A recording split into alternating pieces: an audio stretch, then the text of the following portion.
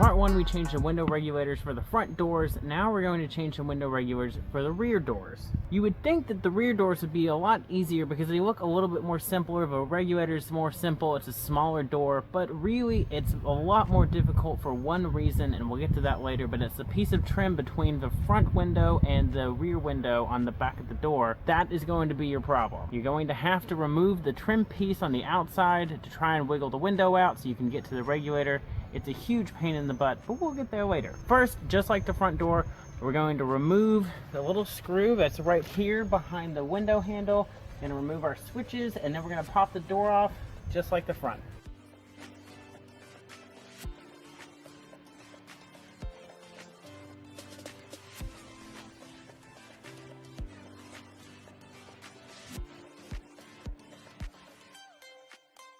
So just like the front doors, everything's popped off. We got our vapor guard here. We still have the wire for the speaker. We'll have to remove that. And you just fish the door handle through, leaving it attached to the mechanism. So here's an example of the rear window regulators. It's a lot more simple. It's just a one single track. Instead of the clamps on the front, you've got a bolt with a giant washer, but that's what holds the window in place. We've already got the motor attached. It's got 1, 2, 3, 4, 5 bolts just like the first one. So all you'll have to do is unscrew these two M10 nuts and just back those off. They sit in little grooves just like the front do, so you don't have to loosen it all the way. You've got the one bolt up here, slide it out, put this back in, attach the window, and you're all done. But we will get to the problem in a little bit.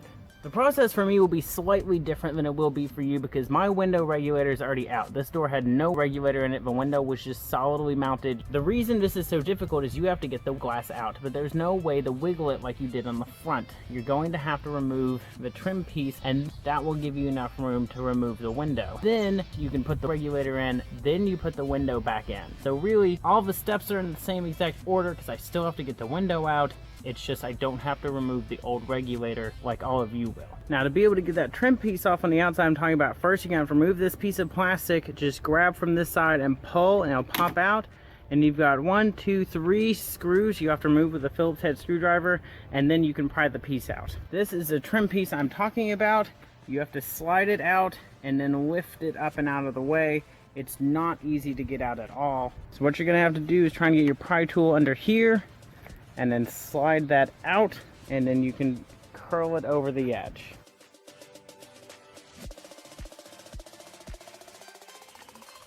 So there's not an easy piece to get out, but once that's out of the way, you can slide the window out.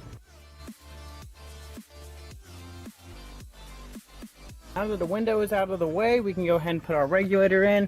Go ahead and pre-install the two 10mm bolts. So let's go ahead and get those installed, and then we'll eventually be using that. But first, we're going to slide it in with the top first. Take some maneuvering, but you can fit it.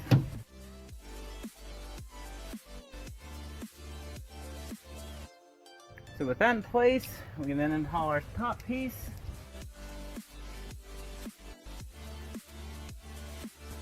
We can now plug in our motor. Now we're going to have to lower our little post all the way down so we can get to it. We slide the window back in.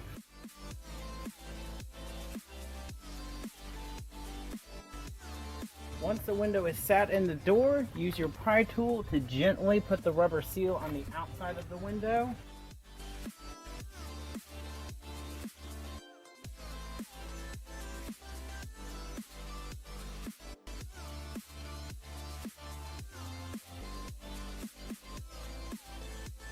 Once you've got the window pushed all the way towards the front, everything's lined up, it's under its proper seals, you can then slide it down carefully.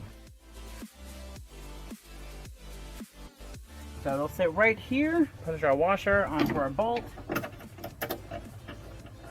start it by hand. So now that the window is secured, we're going to test it before we put everything back together.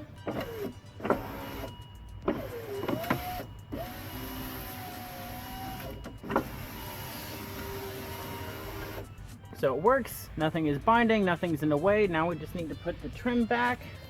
So this piece of trim from the outside.